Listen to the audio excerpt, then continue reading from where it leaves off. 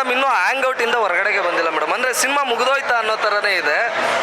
Hollywood Bollywood ಏನೇನು ಈ ವುಡ್ಗಳೆಲ್ಲ ಇದಾವಲ್ಲ, ಆ ವುಡ್ಗಳನ್ನೆಲ್ಲ ಬ್ರೇಕ್ ಮಾಡಿದೆ ಈ ಸ್ಯಾಂಡಲ್ವುಡ್ ಅನ್ನೋದು ಒಂದು ಕಡೆಗಾದರೆ. ಸ್ಟೋರಿ ಪಕ್ಕಕ್ಕೆ ಇಟ್ಬಿಡೋಣ ಮೇಡಮ್. ಡೈರೆಕ್ಷನ್ನು ಮತ್ತು ಆ್ಯಕ್ಟಿಂಗ್ ವೈಸ್ ಅಂತ ಬಂದಾಗ extreme level acting, direction, story, narration ಕೊಟ್ಟಿರೋ ರೀತಿ ನನ್ನ ಮಗಂದು ನಮ್ಮ ರುಕ್ಮಿಣಿ ವಸಂತ ಮೇಡಮ್ನವ್ರಾಗ್ಬೋದು, ಯಶರ್ ನಟನೆ ಆಗ್ಬೋದು, ಡಿಫ್ರೆಂಟ್ ಜಾನರು. ಈ ಥರ ಏನಂತಾರೆ ನಿಮಗೆ ಸಿಂಪಲಾಗಿ ಇದು ಸ್ಟೋರಿ ಬಿಟ್ಕೊಂಡು ಕೊಟ್ಟರೆ ತಪ್ಪಾಗುತ್ತೆ.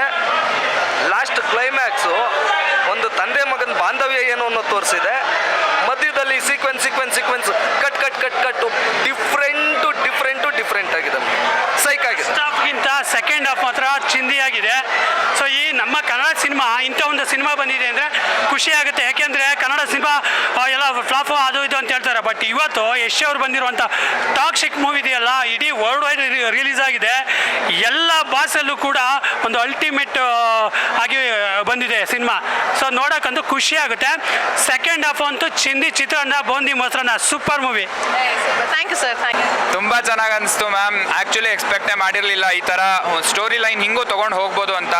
ನಾವು ಸ್ಟಾರ್ಟಿಂಗಿಂದ ಮೂವಿ ನೋಡ್ಕೊಂಡು ಬರ್ತಿದ್ರೆ ಈ ಥರ ಹೋಗ್ಬೋದು ಆ ಥರ ಹೋಗ್ಬೋದು ಅಂತ ಎಕ್ಸ್ಪೆಕ್ಟ್ ಮಾಡ್ಕೊತೀವಿ. ಬಟ್ ಕನ್ಕ್ಲೂಷನ್ನು ಎಂಡ್ ಆಗಿದ್ದು ಮೂವಿ ಕಂಪ್ಲೀಟ್ಲಿ ಡಿಫ್ರೆಂಟು, ಎಕ್ಸ್ಪೆಕ್ಟೇ ಮಾಡಿರಲಿಲ್ಲ.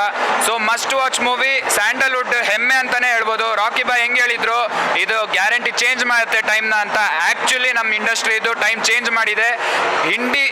ಹೋಲ್ ವರ್ಲ್ಡಲ್ಲಿ ಒಳ್ಳೆ ಹೆಸರು ಮಾಡಿದೆ, ಒಳ್ಳೆ ಸದ್ದು ಮಾಡತ್ತೆ ಈ ಮೂವಿ. ಜೈ Rocky bye. Bye. Thank you. ಅರ್ಥ ಆಗಲ್ಲ, ಚೆನ್ನಾಗಿದೆ. ದೊಡ್ಡವರಿಗೆ ಇದು, ಚಿಕ್ಕ ಹುಡುಗರಿಗೆಲ್ಲ ಅಲೋ ಇಲ್ಲ, ಚೆನ್ನಾಗಿದೆ. 2 ಸಲ ನೋಡ್ಬೇಕಷ್ಟೇ. ಒನ್ ಟೈಮ್ ವಾಚ್ ಮೇಡಮ್, ಚೆನ್ನಾಗಿದೆ. ಸಖತ್ತಾಗಿತ್ತು.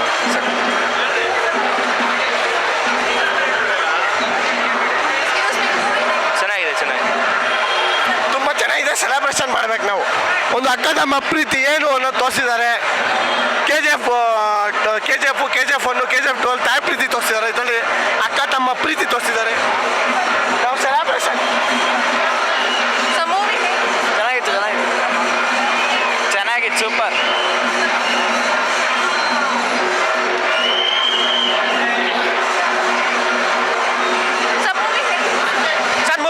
ಮೂವಿ ತುಂಬ ಚೆನ್ನಾಗಿದೆ. ಏನಂತಂದರೆ ನಾವು ಅವ್ರನ್ನ ರಾಕಿಂಗ್ ಸ್ಟಾರ್ ಎಷ್ಟು ಕಳಿತೀರಿ ಅಂತ ನೀವು ಬಂದು 30-35 ನಿಮಿಷ ಲಾಸ್ಟ್ ಕ್ಲೈಮ್ಯಾಕ್ಸ್ ಇದೆ ಮೇಡಮ್. ಅದನ್ನ ನಾವು ಗೊತ್ತಾಗೋದೇ ನಾವು ಅವ್ರನ್ನ ಏನಕ್ಕೆ ಅಷ್ಟು ಪ್ರೀತಿಸ್ತೀವಿ ಅಂತ. ಆಮೇಲೆ ಅವ್ರು ಇನ್ನೊಂದು ಹೇಳಿದ್ದಾರೆ, ಇದನ್ನ ಕನ್ನಡ ಸಿನಿಮಾ ಅಂತಾಗಲಿ ತಮಿಳ್ ಸಿನಿಮಾಗಳಂತಾಗಲಿ ಬಂದು ನೋಡ್ಬೇಡಿ, ಇದು ಕನ್ನಡ ಸಿನಿಮಾ ಅಂತ ಹೇಳ್ಬಿಟ್ಟು, ಇಂಡಿಯನ್ ಸಿನಿಮಾ ಅಂತ ಹೇಳ್ಬಿಟ್ಟು ಎರಡು ಅದೇ ಉದ್ದೇಶಪೂರ್ವಕಂತ ಹೋಗಿ ನೋಡಿ. ಆಮೇಲೆ ಯಾವುದೇ ಕಾರಣಕ್ಕೂ ಇದನ್ನ ಗಾಸಿಪ್ ಮಾಡೋದಾಗಲಿ ಫ್ಯಾಮಿಲಿ ಜೊತೆ ಕುತ್ಕೊಂಡು ನೋಡೋಕ್ಕಾಗಲ್ಲ, ಆ ಥರ ಏನೂ ಇಲ್ಲ. ಅವ್ರು ಆಲ್ರೆಡಿ ಒಂದು ಲೈನ್ಸ್ ಕೊಟ್ಟಿದ್ದಾರೆ ಗ್ರೋನಪ್ಸ್ಗೋಸ್ಕರ ಅಂತಾನೆ, ಅದನ್ನ ಫಾಲೋ ಮಾಡಿ ಅಂತ ಹೇಳಕ್ಕೆ ಇಷ್ಟಪಡ್ತೀನಿ. ಆಮೇಲೆ ಇನ್ನೊಂದೇನಂದ್ರೆ, ಆಗಿನ ಕಾಲದಲ್ಲಿ ರಾಜನ ಕರೀತಾ ಇದ್ರು ಕಿಂಗು, ಕಲಿಯುಗದಲ್ಲಿ ಕರೀತಾರೆ ರಾಕಿಂಗು. ಹೆಂಗ್ ಮೇಡಮ್? ಆಮೇಲೆ ಇನ್ನೊಂದೇನಂತ ಹೇಳ್ಬೋದು, ಹಾಗೆ ಕಾರಲ್ಲಿ ಇರ್ತಾ ಇದ್ರು ಮಹರ್ಷಿ, ಫಿಲಮಲ್ಲಿ ಇದ್ದಾರೆ ಇಬಾ ಕುರೇಶಿ. ಆಮೇಲೆ ಇವರು ಏನಂತ ಹೇಳ್ಬೋದು, ಕಟ್ಟೋರ್ಗೆ ಆಗ್ತಾರೆ ಯಾರ ಫಿಲಮಲ್ಲಿ ಇದ್ದಾರೆ ಎಂತಾರ, ಅವರಿಂದನೇ ಫಿಲಮ್ ಸೂಪರ್ ಹಿಟ್. ಜೈ ಕಣಕ. ಮತ್ತೆ ಥ್ಯಾಂಕ್ ಯು ಸರ್. ಮೂವಿ ಮಾತ್ರ ಸೂಪರ್ ಆಗಿದೆ. ಬಾಸ್ ಆ್ಯಕ್ಟಿಂಗ್ ಅಂತೂ ಸೂಪರ್ ಆಗಿದೆ ಚಿಂದಿಯಾಗಿ. ಬಾಸ್ ಮೂವಿ ನೋಡ್ಬೇಕಂತಾನೆ ಬೆಳಗ್ಗೆ ನಿನ್ನೆ